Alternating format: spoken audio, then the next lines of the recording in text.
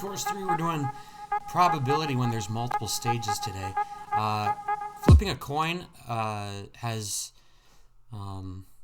lots of different outcomes because every time you flip, it's a new outcome. And so you can do as many outcomes as there are flips. And when there's that many stages, first coin, second coin could keep going and going. A tree diagram like this one is the best for mapping that out. And we just showed a first and a second, but you could do 3, 4, 5, 6 to kind of map all that out. But it takes a while then, as we've learned, to then create those diagrams. And you just count how many outcomes are there.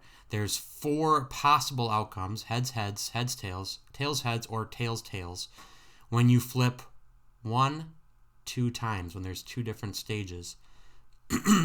To draw all this out takes some time. A tree diagram would be how you do that, but if you don't want to draw it, you could just say there are 2 outcomes in the first, and when you flip again, there's going to be 2 outcomes.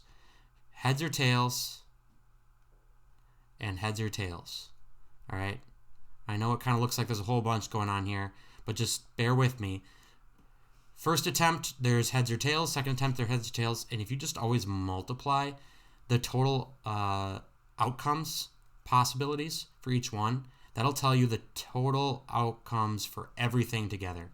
So if there were 3 flips, 1, 2, we'd have 2 more sprouting out from each of these. Or you could just say first, second, third stage, final.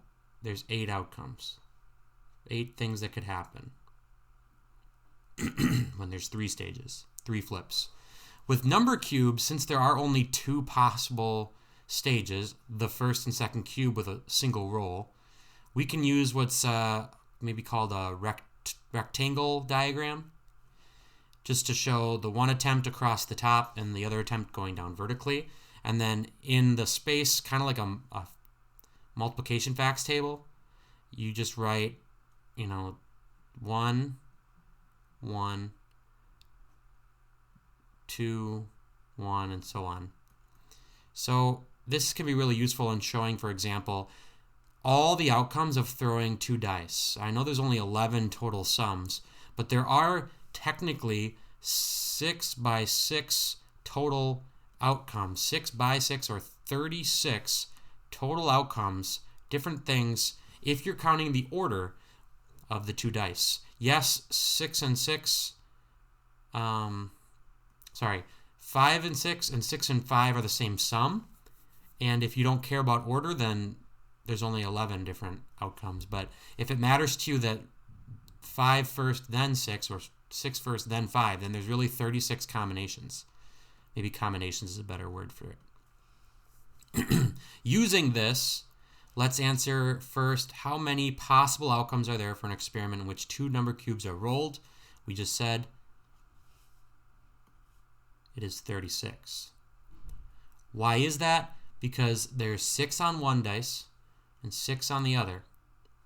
Now, 2 number cubes are rolled once. How many possible outcomes are there for which the first roll is even, second roll is even? So let's use our multiplication again. How many numbers are even on a die? There's 3. How many possible outcomes are there for which the first roll... So they're counting both cubes. No, okay. So first roll as in 1 dice is even. There's 3 numbers on a die that are even, right? There's the 2, the 4, and the 6. And then on your other one, you got the same 3. So to me, that answer would be 9 because it's a 3 by 3. Now we can check that and see if I thought that through right with this diagram. First roll is even, second roll is even. I see that here, here, here, and you're just going to keep going down these even rows. Oh, sorry. Here, here, here, and here, here, here. Did I miss any? That's 9. I think that's our answer. Now, this is interesting where you have independent events like pulling marbles out of a bag with replacement. Let's just consider selecting a marble from the bag, what's the probability it's red? If there's 2 red and 3 blue, write down that probability like we've learned. There's 2 red out of how many total marbles? 5.